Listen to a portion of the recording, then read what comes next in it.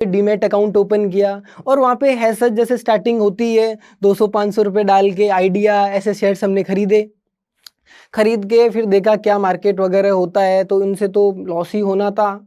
तो लॉसेस वगैरह देखिए कि उसमें भी लॉसेस वगैरह हो रहे हैं कुछ, फिर बाकी किसी को बता नहीं रहे थे। मैं और मेरा दोस्त श्रवण, हम दोनों ने ही स्टार्ट किया था। तो उसने अपने काका जी के नाम पे अकाउंट बनाया और मैंने मेरी दीदी के नाम पे अकाउंट बनाया। अकाउंट बना के हमने ट्रेडिंग स्टार्ट की, मतलब इक्विटी ट्रेडिंग स्टार्ट की हमने डिलीवरी के अंदर। पहले इनिशियली 100-500 हज़ार रुपये डाले, फिर कुछ सेविंग्स थी इधर उधर से, तो 10-12 हज़ार रुपये हमने डाल के कुछ शेयर्स खरीदना स्टार्ट कर दिए। बट उस टाइम हम कुछ अच्छी कंपनीज के शेयर्स खरीदना स्टार्ट कर दिए थे, क्योंकि हमें पता चला कि अच्छे स्टॉक्स में पैसा डालेंगे तो सेफ रहेगा पैसा, जैसा कि हमने पढ़ा था यूट्यूब वगैरह से। तो वहाँ पे पैसे डाले, जैसे टाटा मोटर्स के हमने शेयर्स खरीदे उस टाइम, और भी अच्छी अच्छी कंपनीज थी जिन धंधों को हम समझते थे, जो हमारे जैसे एस्ट्रेल है, ऐसे जो जो हार्ड कोर धंधे हैं उनमें हमने इन्वेस्ट किया। और फिर एक चीज़ ऑब्जर्व की कि मार्केट नीचे टूट रहा था, कोरोना आया तब, तो हमें डर भी लगने लगा। बट कोरोना में जैसे जैसे हम उस टाइम तक इतने स्ट्रांग हो गए थे, तो इक्विटी में पैसा, मार्केट हो या इंसान, जाना ऊपर ही है, ये कहीं ना कहीं हमने सुना था। तो उन चीज़ों से लेके हमने वापस वहाँ इन्वेस्ट किया।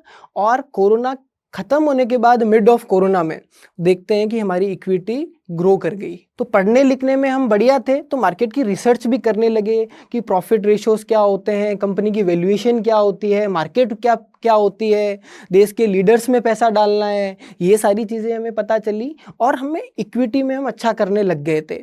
फिर पता चला मार्केट में अपॉर्चुनिटीज़ तो है। तो उसी टाइम आप देखोगे कि सोशल मीडिया पे ऑप्शन बाइंग वगैरह का काफ़ी क्रेज था, तो हमने भी देखा कि ये एस्पेक्ट क्या है।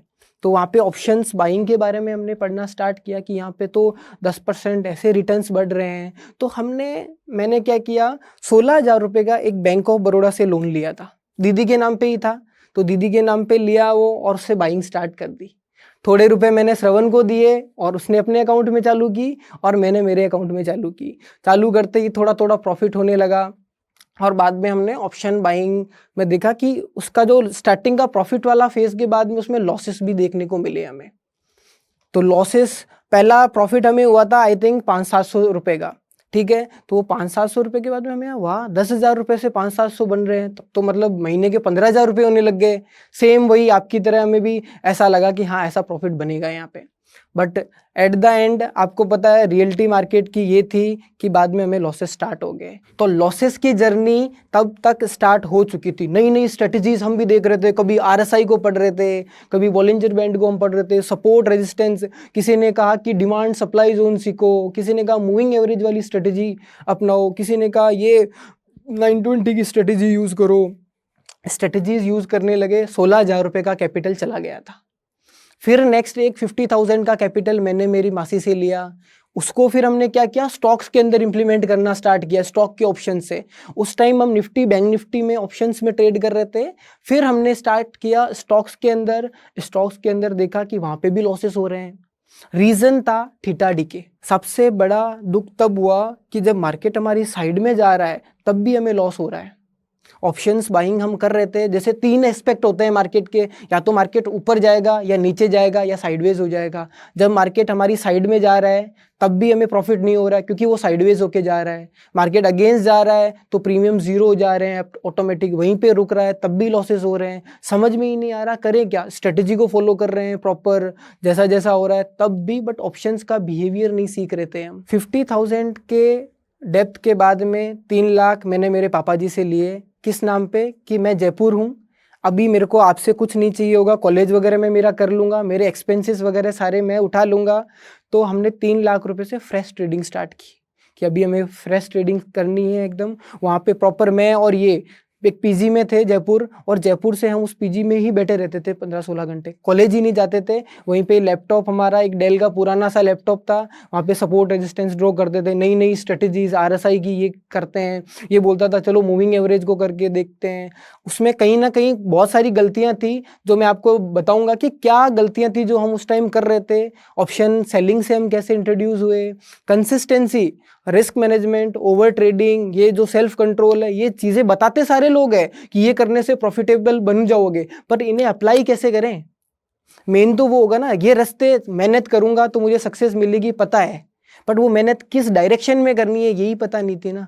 हम मेहनत पूरी कर रहे हैं, ऑप्शन बाइंग कर रहे हैं, स्ट्रेटजीज अपना रहे हैं, सारे मेथड्स कर रहे हैं, बट फिर भी सक्सेस नहीं मिल रही थी। क्यों? क्योंकि हम गलत डायरेक्शन पे थे। हमारी मार्केट से उम्मीदें बहुत ज़्यादा थी, और मार्केट में जो जितनी ज़्यादा गलत उम्मीदें करेगा वो बैकएंड तक उतना ही आ जाएगा। तो वो 3 लाख सुआ हो गए थे। तो आप भी सोचो, जयपुर गांव से 2 लड़के आए थे, मैं और मेरा दोस्त श्रवण, ठीक है। तो हम आते हैं और मैंने मेरे घर वालों से पैसे ले रखे हैं, तो अभी मैं उनसे मांग नहीं सकता, ना उन्हें बता सकता हूँ कि मुझे ऑप्शन बाइंग में लॉस हो चुका है।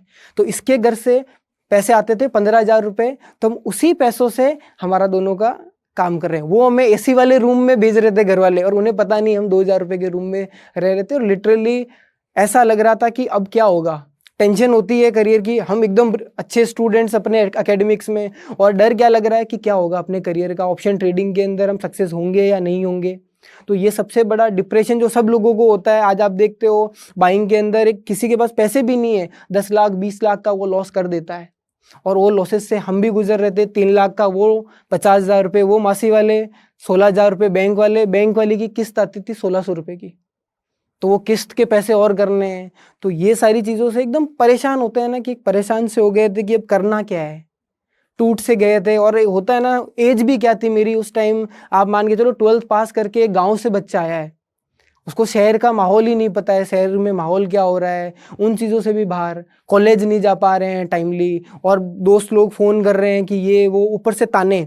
जब इन जैसी चीज़ों में लॉस कर देता है ना, तो दोस्त लोग ही कह देते हैं आयो बड्डो ट्रेडर बनबा, ले बनगो के ट्रेडर। अरे वो ऐसे दिल में चुभती है कि यार मैं तो मेहनत कर रहा हूँ ना, मैं तो स्ट्रेटेजी फॉलो कर रहा था ना, मैंने तो रिस्क मैनेजमेंट की भी किताबें पढ़ी है, मैंने तो वो कैंडल स्टिक सीख लिया, मैंने तो वो सपोर्ट रेजिस्टेंस एंगल्फिंग कैंडल सीख ली ना, अब तो प्रॉफिट होना चाहिए ना, फिर भी नहीं हो रहा है। और सबसे ज़रूरी बात, सही जा रहे हैं मार्केट में फिर भी लॉस हो रहा है। तो यहाँ पे कहीं ना कहीं टूट सा गया था मन। पर होता क्या है ना, दोस्ती होती है ना, वो बहुत स्ट्रांग होती है। मैं और श्रवण जब साथ थे तो सोच रहे थे, मैं बोलता था, ये बोलता था भाई कि हो जाएगा भाई, सब होता है, मेहनत करेंगे। ट्रेडिंग में करियर एक ही साल में थोड़ी बन जाएगा। डॉक्टर बनता है तो उसे 5 साल लग जाते हैं, एक इंजीनियर बनता है तो 4 साल लग जाते हैं, अपने को तो यार 6-7 महीने ही तो है अभी ऑप्शन ट्रेडिंग करते तो इतना जल्दी सक्सेस थोड़ी मिलेगी। तो ठीक था, मान लिया, मैंने बोला कि हाँ भाई अपन मेहनत करेंगे, बट मेहनत का अता पता नहीं है किधर करें, कोई गाइडर नहीं है। आप देखोगे सोशल मीडिया पे बता रहे हैं तो वो प्रॉफिट दिखा रहा है, एग्जीक्यूशन थोड़ी बता रहा है। लिमिटेड रिसोर्सेज थे, अगर हो भी रहा है तो मान लो अगर कोई करा भी रहा है तो उसके कोर्सेज ये भारी भारी, पहले से लॉसेस में करे क्या।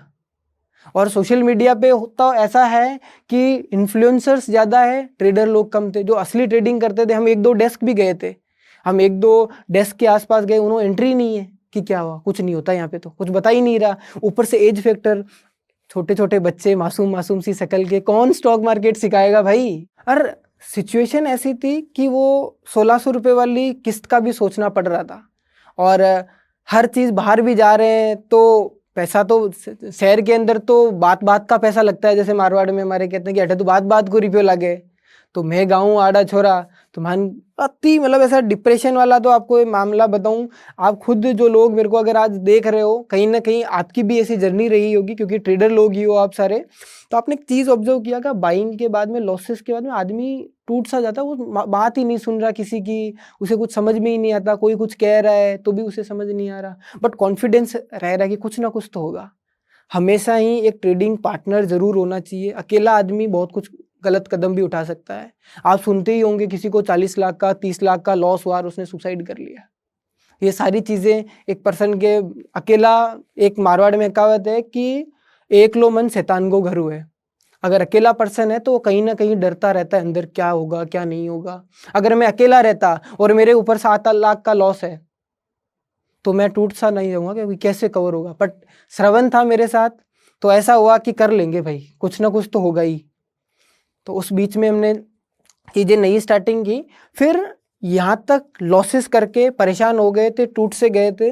अभी जो ऑप्शन हेजिंग है, इससे हम कैसे इंट्रोड्यूस हुए, ऑप्शन सेलिंग से कैसे इंट्रोड्यूस हुए, ऑप्शन सेलिंग हेजिंग में भी हमें लॉसेस हुए हैं।